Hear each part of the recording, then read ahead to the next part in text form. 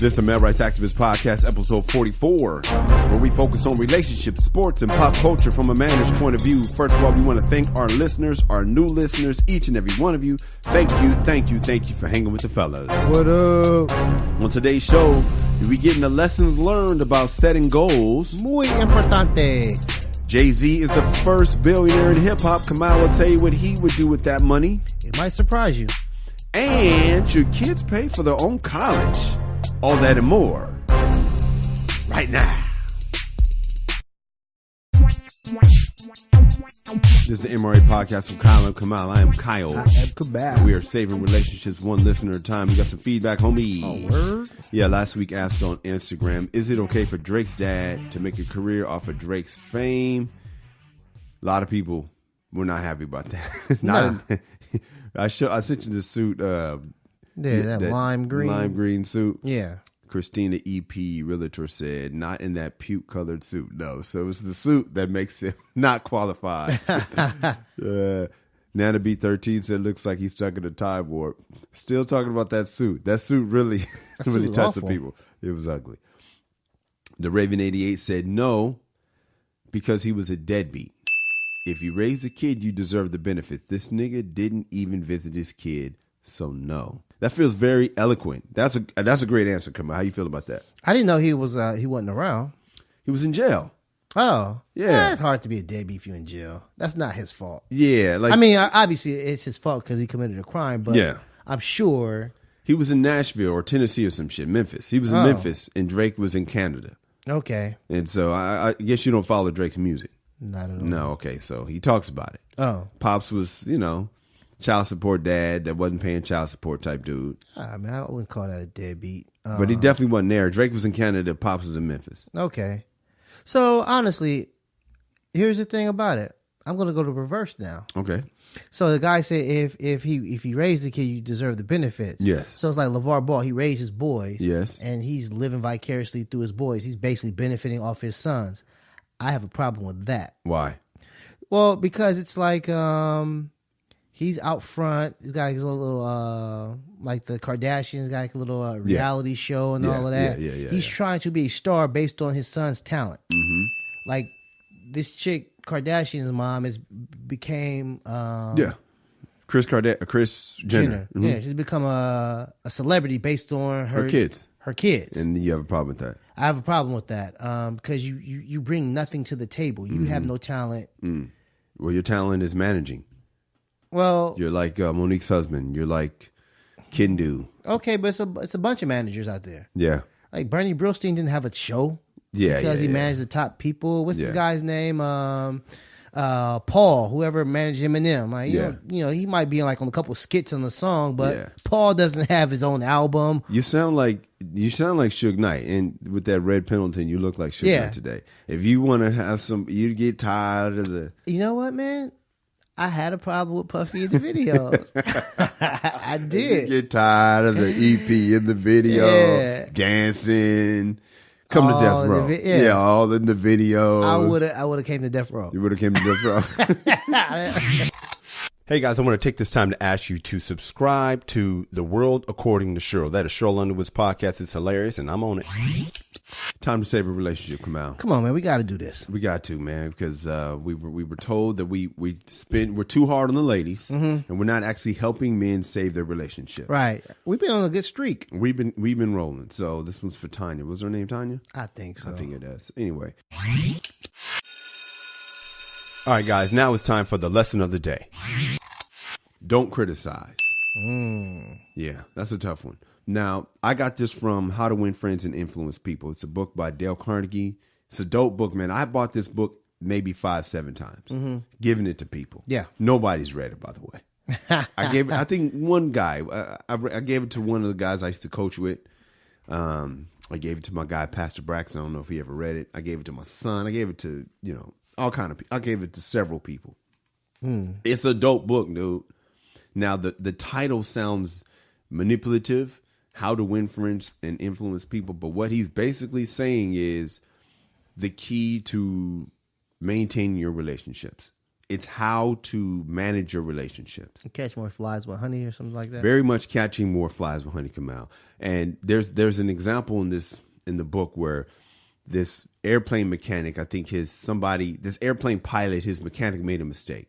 Mm-hmm. And so instead of going to the pilot and the mechanic and lighting him up, he told the guy, I don't know how he said it, but basically he was like, I'm going to have you.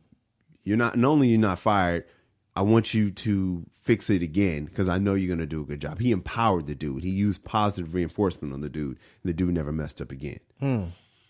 The reason why I use this is because sometimes I could be very critical. And every time I get into a beef with the lady, it's because I was critical of something that she did or didn't do.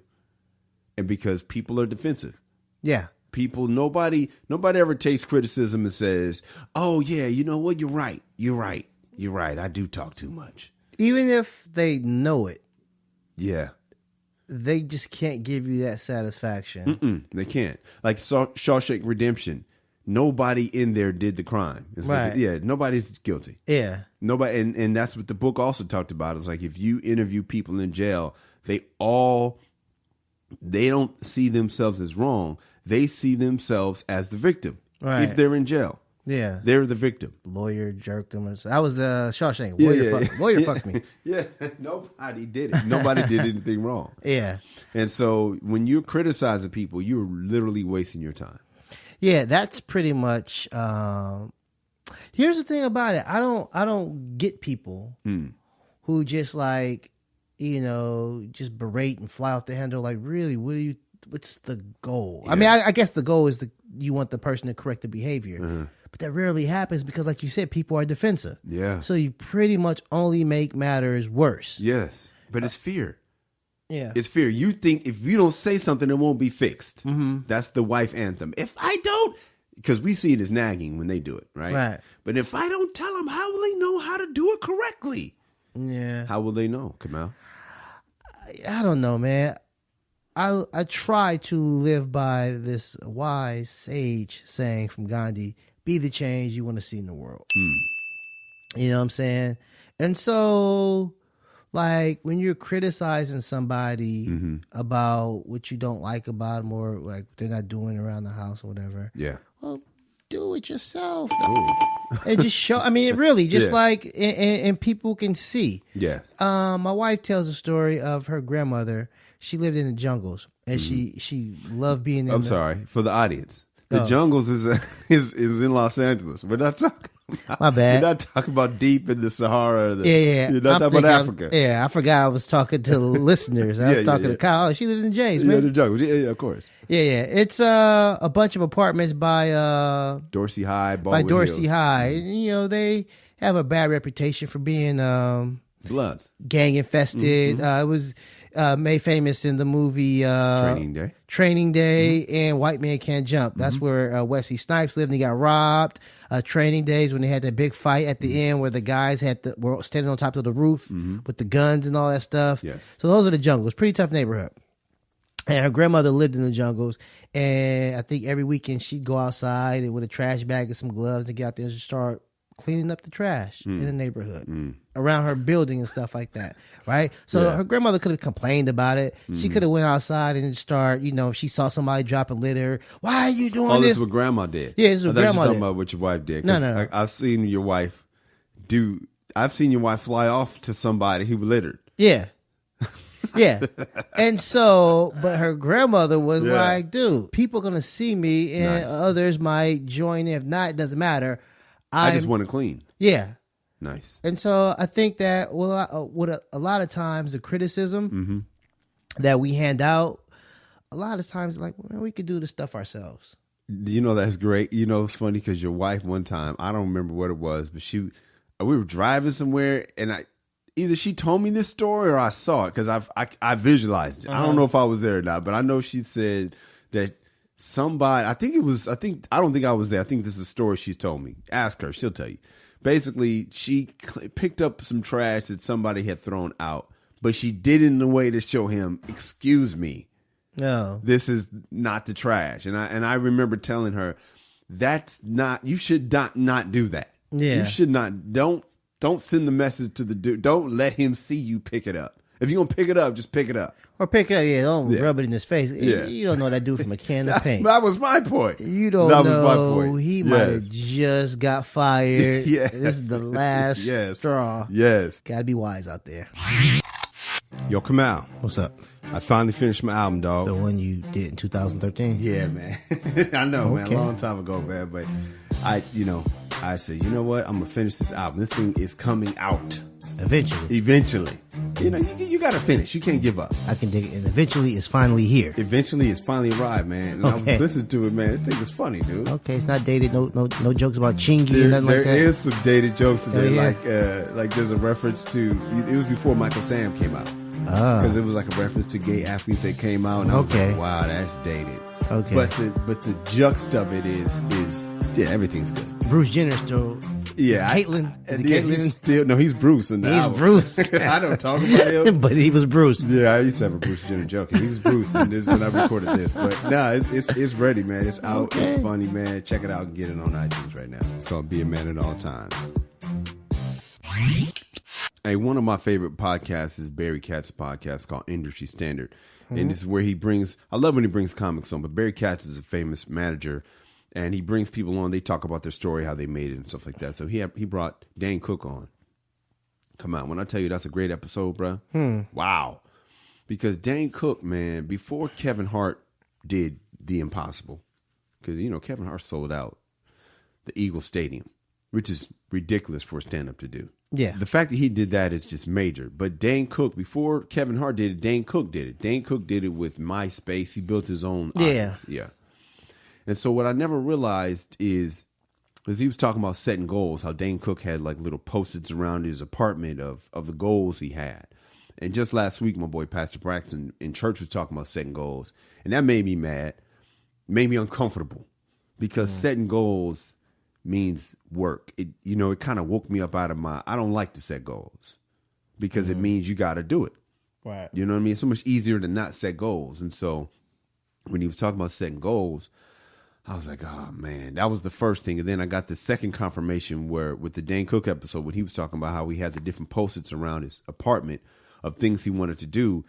And Barry Katz was saying that, he's saying he wanted an HBO special. He wanted to sell out the Garden one day. Like these things didn't just happen. Mm-hmm. Like I remember hearing that Michael Jackson after Off the Wall, right? I think he won 1 Grammy and he was mad. Mm-hmm. He was like, next time. I think he said he wanted to win 5 or 8, whatever. And whatever he said he wanted to win, he won with Thriller. He won, right. And so sometimes I think that things just happen. Like if you would have asked me, Thriller happened because it just happened. I mean, Michael Jackson was an artist and he made an album and he made another album and that was the next album.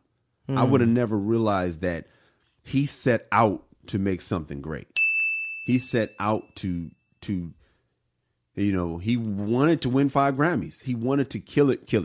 Okay. Yeah. And so, I remember Chris Rock was saying that the year he did Bring the Pain, he set out to have a great year. And so I guess I'm saying all this to say is what I learned from the Dane Cook episode of Industry Standard is how much you have to deliberately create your life. Not just, and I think that's one of my problems in my whole career, my life. Things just happen for me a lot of the time. So then I just assume things are just going to happen, not realizing that you got to make them happen. Yeah. My cousin, I was in Atlanta last weekend. We went to Magic City. Beautiful women, by the way, Kamal. Magic City. Buddy. I saw this terrible movie. Mm-hmm. They went to Magic City in the movie. Was it good? It was a terrible movie. I know, but was the Magic City part good? Pretty good. It was the movie The Trap with T.I. and I never seen and Mike Epps. It's on Netflix. Awful movie. But Magic City is amazing. Yeah. Beautiful black women. The most beautiful women I mean, thick, cold, beautiful, brown. Anyway. So yeah, highly recommend it if you're in Atlanta. So I went to Atlanta last weekend with Underwood and the team. We went to the strip club, and then Saturday I was off. Went to picked up my own shows in Atlanta. Got 3 of them. Good weekend, right? Mm-hmm. But I had lunch with my cousin, and we were just sitting there, in the hotel, chilling, eating, and he was like, what's up with you doing movies? Like, how come you never really do movies. And I said, you know, it's funny you say that because I had been thinking about goals and stuff. Is I might have casually said I'm going to do a movie but I never really set out to do movies. Like I always figured it would happen. I figured you start doing comedy, right? Yeah, that's the next logical step eventually. Yeah, you get good. Yeah. You get good. People you get some buzz, and somebody says, hey, I'm going to put you in pictures. Yeah, like Dane Cook. Yeah, but that's not how it happened with Dane Cook. Yeah. Dane Cook, I like the phrase take the bull by the horns because a bull is wild, right? Yeah. Dane Cook took the wild bull and pointed it in the direction that he wanted it to go. It didn't just happen with him. He had to focus on every little step of the way. First, I got to get in these clubs. Then I want to do, for him, it was Letterman. He set the goal to do Letterman. He did Letterman. And then he started getting buzz. From Letterman, he got college bookings. And then from the college bookings, he started building his young fan base. And then that's when he did the MySpace thing of building his home fan base. And once he had his fan base, he sold all those specials out. He sold on Madison Square Garden with a click of the mouse on his website by putting them on without Ticketmaster. He sold them through his website. Wow. He did it without any advertising.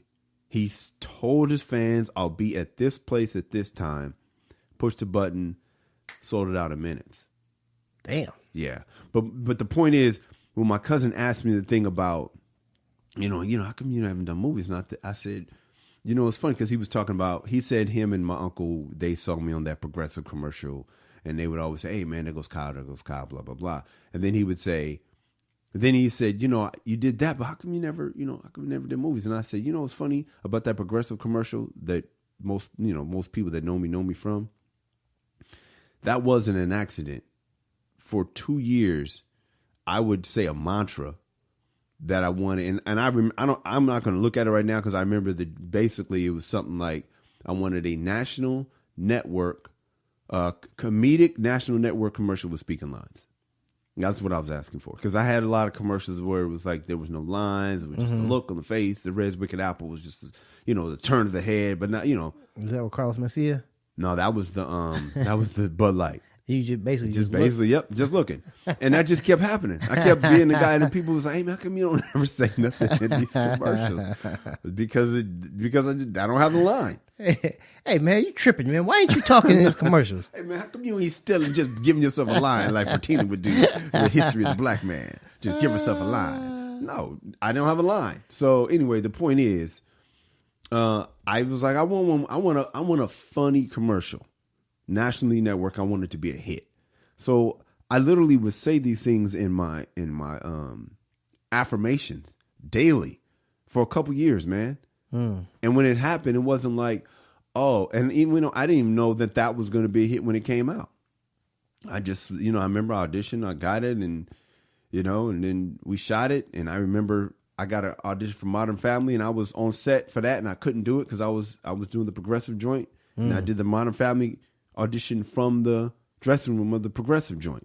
Ended up getting the Modern Family thing that night. I was like, damn, I'm kind of hot right now. This is nice. And then the Progressive thing came out a few months later, and then that shit just started running and running and running. Anyway, the point, I had no idea when I shot it was going to be hot. But it all came from I want a national network hit commercial with speaking lines. Comedic. Kept saying that. And my point being, this long story long is, I never said the same thing about movies. I didn't say every day, man, I want a star in this type of this movie. Never. I never said that. I assumed it would happen. And I had to learn, nah, dog, if you don't say exactly what you want consistently, and you just think it's going to happen because you're talented, it's never going to happen. Yeah, a long time ago, when Rosie O'Donnell was at her peak, she was just hot. I think she had the talk show and stuff like that, everything like that. She was interviewed by 60 Minutes or something like that. All right, hold on. We're going to take a break. When we come back, I want to hear what she said. Can I have your attention, please? We are trying to start a movement. You heard that right. We're starting a movement. We're doing something different here at the MRA Podcast. We vibing with y'all. You know what I'm saying, fellas? You know what I'm saying, ladies? It ain't just fellas that listen to the show. Matter of fact, it's a majority women, but it's all good. I know you know somebody that fits with what we trying to do over here. So all we need you to do is send it to them. Tell a friend. You know what I'm saying? That somebody know how we get down here at the MRA show. It's really called the podcast, but I just wanted to rhyme no and show. All right, Kamal, you were getting ready to tell us a story about Rosie O'Donnell talking about goals and things like that, something like that. I don't know what you were going to say. I had to stop because we needed to take a break. Go ahead, my brother. Sorry about that. Go ahead. I was about to say Rosie O'Donnell was a good-looking chick. So basically, when she was at her height, and so she had the show, she had commercials and stuff like that. She was still doing stand-up, and so she was touring all over the place. And I think the interviewer asked her, "Did you ever think that you would be this big?" She was like, "Absolutely." Absolutely. Yes. This is a goal of mine. This is what I wanted. You put in the work for a reason. Yeah. So obviously you expected, her to say, "Oh no, I never in my wildest dreams, I never could imagine me being here." She was like, "Nah, man. This is exactly what I was trying to do. Yeah, this is what I was supposed to be." Yeah. And I always just, took that to heart. Like, well, okay. If you want it, you first of all, you have to believe it. Occasionally, I was listening to an interview. I think it might have been Barry Katz or somebody like that. But it was with Kevin Nealon, and Kevin Nealon, long time. He was on Saturday Night Live in the mid '80s to early '90s. And then he went on to star in Weeds and all that stuff. But he was funny, man. Yeah, Kevin Nealon is a really funny stand-up. And how he said that he didn't think that he was going to get SNL. His whole thing was, I'm not getting this. I'm going back to stand-up, and he got it. Yeah. So it was like, it was like a contradiction, like somebody who... Yeah. Every once in a while somebody says, "Man, I kind of fell into it." Yeah. Like Jay Leno was standing outside at the Comedy Store and somebody was like, "Hey man, do you act? Do you want to come to-" He said it felt like a lie. Like it was like, "You want to come to Spain and do a movie?" Yeah, I heard that. Yeah. Call me tomorrow. Yeah. Jay was like, "Okay." Yeah. And then he called him tomorrow and dude wasn't bullshit. Oh yeah, Chevy Chase was in line with Lorne Michaels waiting to get in like either a concert line or a movie line, which is like being funny. You know what I'm saying? Yeah. And the guy behind him happens to be Lorne Michaels, who happens to be putting together a sketch comedy show. Yeah, that's crazy. Like in a couple of weeks or in a couple of months. I just got a new deal or something like that. Yeah. It's like... Yeah. Okay. And so I think I saw so many of those that I just was like, okay, that's going to happen to me. Well, no, it's not. They say luck is opportunity meets preparation. Jay Leno was prepared. He was putting in his hustle. He was doing the grind at the Comedy Store. He happened to be outside. Right. Chevy Chase had been building his comedy repertoire for a while. Yeah, he wasn't just like some guy off the street. He was like, like you said, he was working it towards his craft. So that was always my philosophy. Just be prepared. And so my follow-through game, horrible. Okay. Jump shot, I've seen it too. No follow-through. My jump shot is butter. Yeah. But my follow-through game is horrible. But I'm always trying to prepare myself. So no matter what, I'm always working on some type of script, some type of sketch, some type of jokes. So in case I meet that Lorne Michaels in line, yes, I've got something. But I don't go out and push it like I probably need to. So listening to like this Dane Cook quote saying that not only do I need to visualize it, which I kind of do, I don't make it happen. I'm waiting for that chance where I'm sitting, what I'm saying, in coach next to Quincy Jones, but which never happened. But here's the thing. To me, this is what I would tell you as a part of your story, man, is I would encourage you to know exactly, don't worry about how it's going to happen. Don't worry about visualizing sitting next to Quincy Jones. I would do more visualizing being on set with the earphones, little small earphones around your neck, actually directing. Saying constantly every day, reminding yourself that you're going to be the biggest director in the entire world. Arnold Schwarzenegger, he had already proven he could do it. He was Mr. Universe. And then somebody asked him, "So what's your plan coming to America?" He said, I'm going to be the biggest box office star in the world. And like he was dead serious, and they laughed. And He didn't laugh. Like, that's the plan. You know what I mean? And so I would encourage, instead of me saying, what do you think you could do? Because I think you just said it really. You just said that you could do more follow through. What are you missing from what you've heard from Dane Cook? What do you think you're missing? Well, again, I don't prepare myself. I'm waiting for things to happen, fall into my plate. Yeah. Like, so, yeah, I have a lot of content that I've written. I've got a phone, camera. I can call people, I'm sure, and get some type of crew together, call in a bunch of favors. I can shoot a lot of stuff that I have written. Yes. You know what I'm saying? Like, you talk about being in a movie. I have a feature that we can shoot that's low budget, that we can just shoot it. Yeah, we can keep shooting it. Yeah, we can keep shooting it because we have the time, we have the know-how, and we have the dedication. Yeah, that shit. We want that shit we did for Chocolate Punk. Right. Yeah, like we know how to do this. We know how to do this stuff. And so I was, prior to today, just waiting for it to fall into my lap, and I realized, and, a lot of people, my pops, my wife, they tell me I need to make it happen. And my thing was, it wasn't that I didn't know how to do it. Mm-hmm. I didn't know what to do. You come to a crossroads. I just didn't know what street to go down. Yeah. Like at the end of that movie Castaway. Yeah. The fork in the road. Yeah, where Tom Hanks is like, I don't know where to go right now. Yeah. He's always had to be somewhere, and now he doesn't have to be anywhere. He just doesn't know where to go. Well, when I stopped working, it was like, I just don't know what to do because I think that I have a lot of different interests. I think we all have that problem sometimes, and I think the answer is just take the next step. Hey, what's up, man? I just had to take a time away from the podcast to let you know. If you want an MRA hat, you can get you one. You know why? Because we got them for sale. We got them for sale. We got them for sale. We got them for sale. We got them for sale. We got them for sale. We got them for sale. You can get you one in red, blue, black, whatever you want. Just go to the website, themrapodcast.com. That is themrapodcast.com, and get you one. Congratulations to the Jigga Man. Forbes magazine has confirmed him as the first hip-hop billionaire. Not Dre? Well, here's the thing about Dre.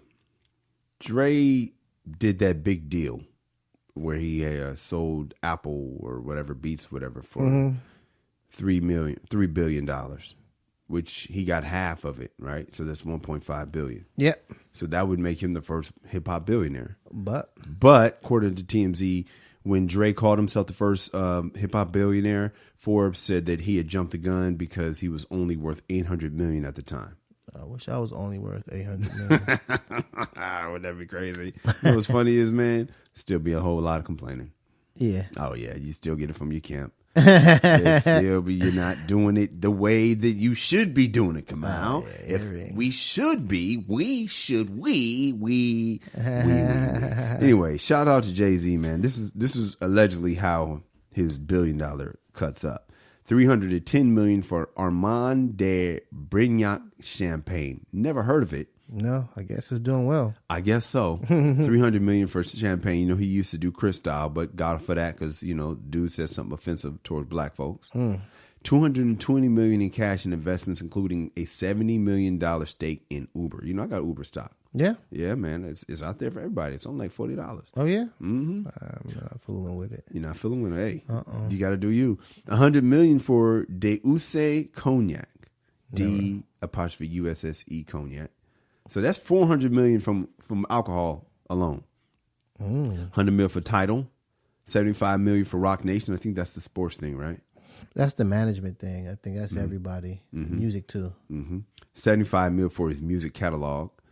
$70 million for his art collection. That's amazing. Yeah, to acquire that much, art. Yeah, not that much, but basically, that collection. Yeah, to acquire that, and then $50 million in real estate. How would you, if this was yours? how would you flip it? Because I'm thinking my real estate would probably be a little higher. I don't think I wouldn't be into the alcohol as much. Not that I'm not. I wouldn't be into the alcohol at all, obviously. I would, my real estate would be higher. Mm-hmm. Production company for me. Yeah, definitely production company.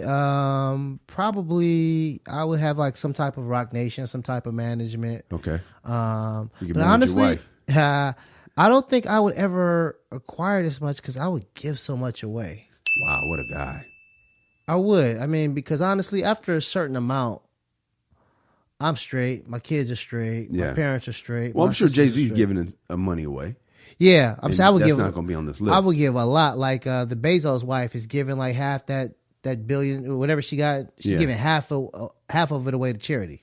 And so I wouldn't just give it away to charity. I would have my own charities that I would run, and the things that I want to do with like inner cities across the country, but like teach them how to do comedy, teach them how to write, teach them how to produce and stuff like that. And so that would require probably some money. Like I got to pay staff and all that stuff. So I would see me, whatever I get, like half of it going to the foundation. So I don't think I would have like $1 billion. I might generate $1 billion. Yeah.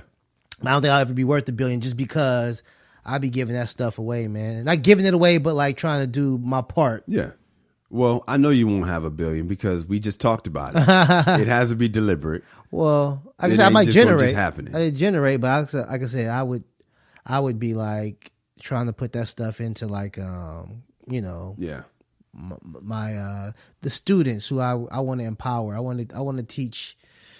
I want to teach what I was taught. I want to teach what I wasn't taught. Well, I'm saying what I was taught as I got older. I want them to get that stuff at 13, 14, 15 and stuff like that, man. So I want them. I mean, it's so much talent in the hood. I can see myself opening my own type of school, which I've never known. My mom would be excited to hear that. I never thought about having my own school because I always thought about changing education system. But I could see myself doing a LeBron James or Oprah Winfrey just because it bothers me how much they don't teach in schools. Yeah. As a teacher for so long, I used to, and especially as a sub, I'm teaching all these different classes. And every last one of them, I felt like I was wasting my damn time. Who gives a fuck about, Shakespeare to these kids? They don't give a goddamn. Yeah. Who cares? Like, I always wanted to have a more specialized school that taught them, like, why are we learning? Even calculus, you would think, yeah, it's important. Not as much as is important to balance a budget. Yeah. They don't know what a hedge fund is. Financial literacy. Yeah, financial literacy the whole way. Like, literally, after you learn how to add, subtract, multiply, divide, now who gives a shit? All that other shit is just why. Yeah. We could be spending that money, and we could be spending that time on learning how to make money, flip money. It depends on what field you want to go into. I'm saying for the students that I want to teach, teaching financial literacy would be utmost important. Well, that would be like a class, like a mandatory class. Yeah, to graduate. Like you need this for this amount of years. Because my beef with the school system is after elementary, you don't really learn anything that you need after elementary school. The rest of it is basically applying what you learned in elementary. Yes. Elementary gets you the most important stuff you're ever going to learn. Yeah. And then after that, junior high, high school, they teach you some bullshit that you're probably never going to use. No, it's just a matter of completing goals. Yes. The teacher set this goal for you and you complete the task, and it just shows really that you're able to manage your time. Yeah. You can complete a task. You can follow instructions. Yes. And you're, cooperative, whatever. But basically, like skills that you're going to need in as an adult. Yes, but you're not really learning anything that you're really going to need. No. And so that would be my school. We would do that, and like I remember there's so many hilarious students in school. The class clown, and like they're never told, "Hey, man, you realize you got a talent, right?" It's always a bad thing. It's always you're always in trouble for being funny. It's never celebrated. No. But like they don't realize that, hey man, that talent, you'll make more money in comedy than you will as a doctor if you make it. Right. Because you ain't gonna be a doctor no goddamn way. If you do it right. Yeah. The thing about it is honestly, what I don't like is a lot of our kids are just like the goal is just to graduate high school. Yes. And I see them on Facebook celebrating. I'm like, what are you celebrating for? Right. And so I don't mind. Here's the thing about it. If that's, I'm not gonna come off as like a snob. Like, well, you need to go to college. It's like, nah, I'm not saying that. College isn't for everybody. But after you graduate from high school, when you're in the 10th, 11th, and even 12th grade, what's the goal afterwards? Mm-hmm. Go get a job? Like, what does that mean? What did your high school diploma do for you? Yeah, and so I just wish that when kids are 15, 16, 17 years old, they have a goal. Mm-hmm. And it's not, what I'm saying is like what they want to, they have some type of, direction they want or field they want to go into. Yes. And so my goal, my objective would be to get those kids interested. Yes. In everything, and to maximize their potential, to cultivate their gifts. The gifts that they already have. Their natural gifts. I don't know if I ever told you this, Kyle. When I was younger, I lived on 95th and Main. It was a dead-end street. Not a cul-de-sac, a dead-end, right? So it means at the end of the block, it was basically just some grass. It ran into like a wall. And so a lot of the kids played on our street because there was no traffic. Yeah. Ain't no traffic coming through. So you if you're playing a football game, rarely do you have to stop because ain't nobody driving through. Yeah. Right? So kids who didn't even live on our street would be on our street playing football. Mm-hmm. And one day, man, or one particular year, I probably was like in the fifth or sixth grade, fourth or fifth grade maybe. These kids, man, they built a full court a full basketball court. Two nets, two goals. Right? Out of wood. And the thing had the what do you call that thing? Not the backstop, but the base. They had a base, and they put some tires on there. And they had a backboard, a rim. I mean, these fucking 16-year-olds built engineering a basketball court. Yes. Out of like wood, right? And they played on it and stuff like that. At the end of the day, they would drag it back to the end of the dead end. Mm-hmm. My pop's always mad. Why they don't play? Because we were towards the end of the dead end, so they're playing in front of our house. Literally, oh my gosh! Yeah. Right? And so one day, I guess when they were the courts were resting because no one was playing, they didn't think to secure it or anchor it. Mm-hmm. The thing collapsed, and the rim went through like our next door neighbor's windshield. And like, honestly, man, like the neighborhood parents, led by my father, like storming Frankenstein's castle. Yeah, went in there and started dismantling. My father had like a hammer, was breaking the thing up and all of that stuff. People just tearing up the like cheering, breaking up their basketball court and all of that. And I was like fifth or sixth grade.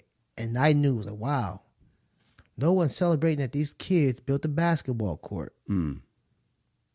No one is saying, hey, guys, here's where you messed up. Mm-hmm. And this is before like those portable basketball courts that you see now. This is 86, 85. Yeah. So there were none. You either had to, get your own pole. Yeah. They pretty much just sold backboards. Yeah. And these kids engineered. Made one that obviously wasn't 10 feet exactly. Whatever, but you get the point. Yes. Ingenuity. They did that. Mm-hmm. And as a little boy, I was always impressed. And nobody, not even my father, didn't recognize the talent within the hood. They demonized them. They yelled at them, like, stay away. And they couldn't see the potential. Nobody took those kids under their wings. Nobody mentored those kids. No one said, hey, listen. Yeah. Y'all messed up. Y'all need to pay for this window and you guys can work it off.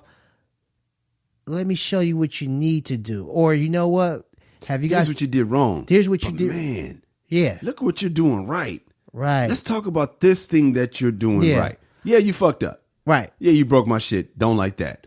And you should have secured it. But y'all, Hey, everybody who built this shit, come on here. Right. Let's talk about the talent that I see here. Let's get these kids in some type of engineering program, Yes. some type of architecture, Yes. some type of carpentry. In high school. Why not in high school? Right. They already know how to do it. They figured out. That's what I'm saying. Yeah. Why are we teaching the bullshit that we're teaching? These kids could have been doing this, which is a real trade. Right. And like I said, they could have been designing. Yeah.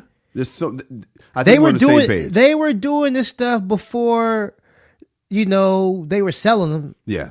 I think we're on the same page that there's a problem in the school system, and we might just have to be the ones to change it one school at a time. So shout out to Jigga. You know what I'm saying? I'm happy, and I'm saying half of mine would be like or Kamal School, whatever it is. Yeah. Hey, if you're enjoying the podcast, do us a favor. Tell a friend. That's it. Costs you nothing, helps us out, and gives your friends some entertainment to make that commute a little easier, or gives them some company on a workout, or while they're cleaning the house, so it helps them out, helps everyone out. All right, so please subscribe, leave a positive comment, and share.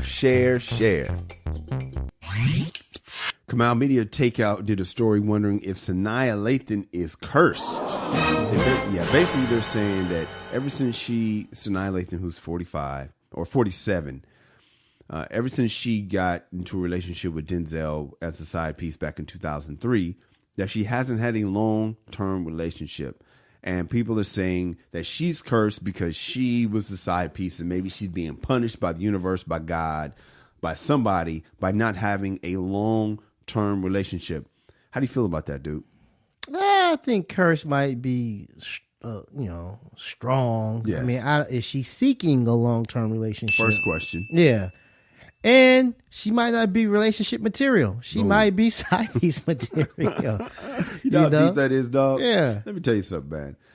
The reason why I think she doesn't have somebody is because her standards are probably too high. You got to think about who her last boyfriend she's probably been with other people. Let's just pretend Denzel was her last boyfriend, right? She wasn't her boyfriend, right? She was with Omar Epps at the time. Okay, well then. She cheated on Omar Epps. With Denzel. With Denzel during that a making of Out of Time. Okay, so the point being, that's who she wants to be with. Would that make sense if you would say that? Yeah. Her standards are, so she was with Omar Epps, great guy, solid actor, good shape. We don't know anything about him personally, but seems like a good guy, right? Yeah. She also has a pattern of maybe falling for her co-stars, but that's a whole nother story. They did Love and Basketball together. Yeah. But she was with Omar Epps. She upgraded on the let me borrow your man tip for Denzel. Mm-hmm. Well, if that's what she wants, right? That's her standard of man. There's not a lot of Denzels out there. That top dude is going to be taken. Right. And so when you say she's side piece material, she really might be, but she just doesn't want to admit it because there's not a lot of honor in it. But if you want to be with Denzel, there is a spot as side piece. There's a spot there. Yeah, there's that spot. There's that spot. There's always available. But what you want isn't real. You want Denzel. You want Denzel. That's not happening. That's not happening. Because Denzel would never do that. Yeah. Because Denzel is with, you don't appear to be wife material. And what is wife material? Wife material is more about the husband than herself. Wife material is more about the kids and the family than herself. And I'm guessing that Sanaya Lathan is more about herself than the family, because that's kind of how you have to be to make it in show business as a woman. You can't be, it's hard to do both. It's hard to put your family first and your kids first and be a movie star as a woman. It is a double standard, but I'm just sorry. As a woman in show business, you got to be about your business. Yeah. Oprah Winfrey is about her business. She ain't at home making lunches. I know a producer, female, married. Dude, she, at the drop of a hat, if she's shooting a movie in Budapest, and they fucking up, she's on that plane. Who's fucking up? If the production, she's on that plane to Budapest.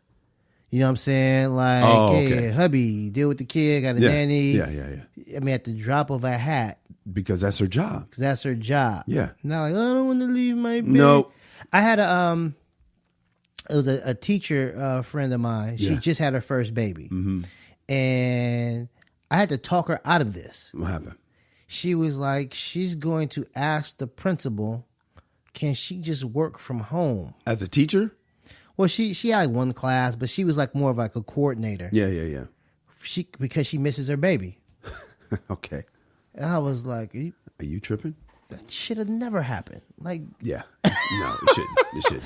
But like, you don't work. I mean, it's a, but let me it's tell you a something. public school. You can't just work from home. Wife material, right there, though. Yeah, that's all I'm saying. Yeah, it's a different type. Now, there's different types of wives. Obviously, this wife, the producer woman, she's the type of wife that. But I'm saying I'm doubting Denzel would want that type of wife. Don't make it seem like that woman can't get a man. She can. She's got a man. Yeah, and he's cool with staying at home. Blah blah blah. Whatever he does, he's her helpmeet. Mm-hmm. But when you're Denzel Washington, when you're Alpha Dog, when you're out there killing it, I doubt that when Denzel's home, I bet he wants his wife to be there. Mm-hmm. He wants a wife. Right. You know what I mean? And to have you in Budapest half the year probably wouldn't work for Denzel. And so a Sanaa Lathan type is probably too busy to be a typical wife. Yeah. Here's the thing about it. Like, what's that guy? Antoine Fuqua. He married Layla Roshan. Yes. She don't act no more. Boom. I mean, I don't know if she's officially retired, but, but you rarely see her. Wife and mom is full-time job. Yeah. It is. Like, hey, man, we don't need your money. We're good on the money. Yeah. So now you can, and that's that's what I'm saying. I don't know. And it is very hard for women because they want to be able to do both. Just like men want to be able to do both too. We want to be able to fuck mad bitches and still be a husband. Mm-hmm. And in the best situations, sometimes that works. But in a lot of situations, women say you got to choose. Well, guys are the same way. Mm-hmm. The fact that you are Sanaa Lathan, beautiful movie star, blah, blah, blah. For a lot of dudes, it's like, oh yeah, that's great. But that's my job. I got that. Yeah. So now what do you do? Are you yelling at your radio right now? What the hell you saying? You wrong, Kyle. You wrong, Kamal. Yeah. Or right. That's what I'm talking about. Word. Yeah. Hey, then tweet us. Stop what you're doing unless you're driving. Stop what you're doing. Hit us right now. Respond to us. Just talk to us right now. Let us know how you feel. I'm at Kyle Irby. I'm at Angry Kamal. Or you can hit us both at The MRA Podcast and let your voice be heard. Yeah, man. So we'll read it. We might even respond. And you just might hear it on the show. Yeah, man. Be a celebrity for a day. Yes, man. Just stop what you're doing. Hit us up, man. You'll get a response. Yes, sir.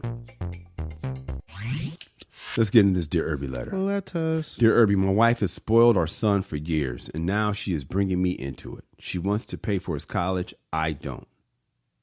Okay, so the wife wants to pay for the son's college, but the husband does not want to. Yeah. I think he should pay for himself. What do you guys think? It's short and sweet. Should a man pay for his own schooling? Tori from Tennessee. Come on, what you think, man? Yeah, Tori, I feel what you're saying, but I am going to disagree with you. I like what you say, should a man pay for his own schooling? A man should. Yes. A boy, maybe not. If you have the means, Tori, here's the thing about it, man. This is what we work for, to take care of our kids, see them through school. And after that, your job is done. Now, I guess you feel after high school your job is done once he turns 18. No, I think that my job as a parent is probably not done until he's like 21, 22 years old, until he's able to stand on his own 2 feet. Now I'm not taking care of a 30-year-old, but once he gets out of school and he's prepared, then he can stand on his own because you've done your job as a parent.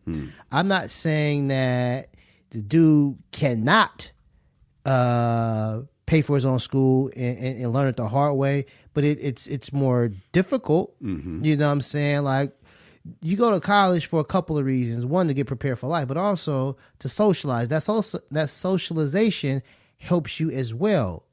It's hard to socialize when after you get out of class, you're working 8 hours, right? Yeah. So typically people work through college because they have no other options.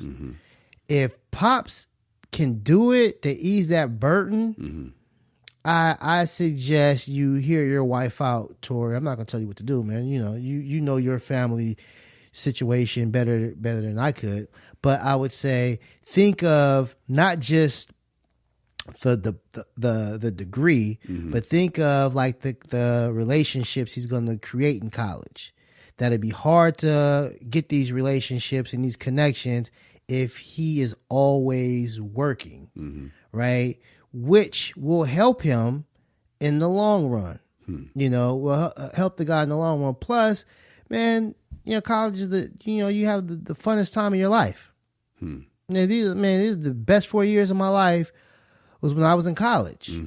You know, on the weekends, man, me hanging out, me going to the club, me doing all these things with my crew. Yeah. Going, you know, dates and chicks and all that stuff.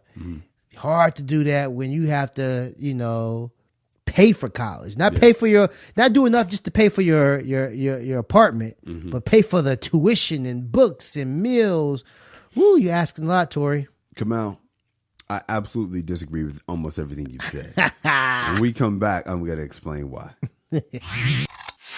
Hey, what's up, y'all? If you like this show, you want to help us offset some of these costs, man, you feeling the need to donate, then do just that. Go to www.patreon.com and make a donation to the MRA Podcast. That is the MRA Podcast with Kyle and Kamal. You can find us at Patreon. Or you can catch us in the street and just be like, hey, man, I love y'all. I want to bless you with some cash and put some dollars in our pocket. You can do that. Or you can hit us on Venmo. Find our names and just, you know, bless us with dough on Venmo. Or you could pray for us. Do that too. But we prefer cash. Kamal, you said that you're not going to take care of a 30-year-old. Nope. At this rate, with Tori's life, you might be. I'm not talking about your real life. I'm talking about if you're Tori. And let me tell you why. I deal with this in my real life. This letter touched me because I deal with this. I have a son, freshman in college, and I don't want to pay for him in college. I want him to pay for his own. Now, my mom helped me out a lot in college. She incurred loans so that I can go. Yeah. I also had loans. I also ended up getting a partial scholarship to play football at Southern University. My mom helped a lot. So this is low key hypocritical. But as I've learned to say that may not be the best way. You know, Jamie didn't pay for her. Jamie paid for her whole college, the whole thing. She paid for her own. She had a job. My boy White Jim, his dad is the type of person that is like his dad. I forgot what it was. Like my boy White Jim has a car wash, and I think he told me something like his dad wouldn't give him a discount for the soap. Like they both have a car wash, and the pops was like, "You're on your own, son. You can do it. I know you can. I believe in you." Pat on the back. Right. To pick you up from your own bootstraps mentality that white folks have sometimes. Yeah. I love that, man. I don't know if I have the guts to really do it, but I would like to have the guts to do it. I don't have this philosophy. I haven't told my kids this philosophy, but the more I think about it, I want to tell them, I got you in high school. But the day you graduate, if you want to go to college, you either need to earn a scholarship or go to junior college and figure it out. Because it's your college. You should be the one to pay for it. Now, I know that sounds crazy, right? I had this argument with my wife, my ex, about my son because his grades are okay right now in college. And she wants him to step his grades up. And she's saying, do it for me. If you love me, you see me stressing about this, do it for me. And that touches me, dude, because I hate that phrase. Do it for me. I cannot stand that phrase. Probably because she used to tell me, you know, if you love me, you'll be faithful, that type of shit. Right. It's a guilt trip. Yeah, it's a guilt trip. So I would tell her, like, the mom guilt trip is not going to work. And she's like, yes, it will. And we're arguing about it. Oh, yeah. It's a ploy. Yeah, it will. And I'm like, it won't. My thing is, because she, you know, her big phrase is she wants him to suffer consequences for what he does. Is one of her favorite words, consequences. And she's saying she wants him to feel, because my son, he shrugs shit off. He's very much, did you see that Saturday Night Live sketch where Pete Davidson was just like, yeah, yeah. Okay. Everything that happened, this guy was trying to kill him. He's like, oh, okay. Yeah. He tried to scare him on the phone. All right, that's my son. He's just like, all right, man. All right, I'll be fine. Like Dominic Purdy does. Like, all right, whatever. Like my son. Yeah. My son is just basically just going through life. Yeah, I'll be fine. Yeah. And he will be fine. I've had this argument with Tina all the time. Oh, he'll be fine. No, he won't. Yes, he will. Yeah. And my son's the same way. He's like, all right, we'll be all right. I'll be all right. And so his mom says, I want him to feel the pain. And she told me this before, and it actually was good advice. I didn't know it at the time. But she's like, feel the pain of your losses so that the pain can change you. And I'm like, you're right. But at the same time, I'm like, but if you carry him, right, then he won't be able to really feel the pain. If you make him, and I'm gonna get back to you, Tori, in a second, but I'm still in this making about me for a second. Mm-hmm. If you take care of him, he won't really feel it. If you allow him to do it on his own, because I'm gonna tell you right now, you know when my life changed, Kamal, when I had to start paying for classes. Once I started paying for classes, 4.0, buddy. 3.8. Once I had to pay, shit changed. When I was going to school and mom was trying to guilt me about, you're hurting me by getting bad grades, didn't work. I love you, Mom. Didn't work. But once it was my money and once it was my future, I got my shit together. So, Tori, I say all of that to say, dog, I feel you so much. Should a man pay for his own schooling? You damn right he should. Now, I don't know how it's going to happen, but I need him to feel this sense of urgency. So, look, dude, you said, Dear Urban, my wife has spoiled her son for years. You were there, dog. You either helped or you didn't say nothing. So you got to own that, Tori. She wants to pay for his college. I think he should pay for himself. If your wife wants to pay, you're going to have to talk to your wife about it. The odds of you convincing your wife not to pay is not happening. It ain't happening. Zero. It's zero. That's her baby. She loves her baby. Unfortunately, you're just going to have to support your wife through this, dog. I don't know how else to say it, dog. Well, here's the thing. This is why I disagree with that philosophy. Mm-hmm. All right. If you can't afford it, if it's going to break you, don't break yourself. That's when the kid needs to step up. Yeah. But if you got it, take care of it. Our president of the United States inherited $400 million from his father. You know what I'm saying? Worked out well for him. Worked out well for him. His sons. Yeah. Worked out well for them. A lot of people, Denzel Washington's son, I'm sure he didn't pay for his own college. You know what I'm saying? It's like, dude, people take care of their children. They make sure their children have a better life.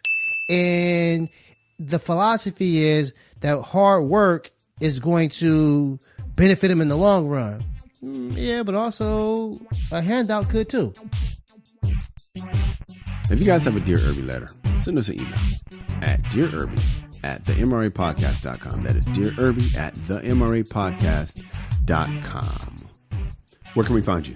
Twitter at Angry Kamal. I'm at Kyle Irby, KyleErby. We're also both at The MRA Podcast. All social media, it's The MRA Podcast. KyleIrby.com. You can find some of my videos, some of my commercials. We talked about the progressive joint and some of them non-speaking line commercials. A lot of them are on KyleIrby.com. Also, check out TheMRAPodcast.com. That is the website for this show. You can catch all the old episodes. Every last episode is on TheMRAPodcast.com. Ladies, we love you. Fellas, be a man at all times. Deuces. MRA.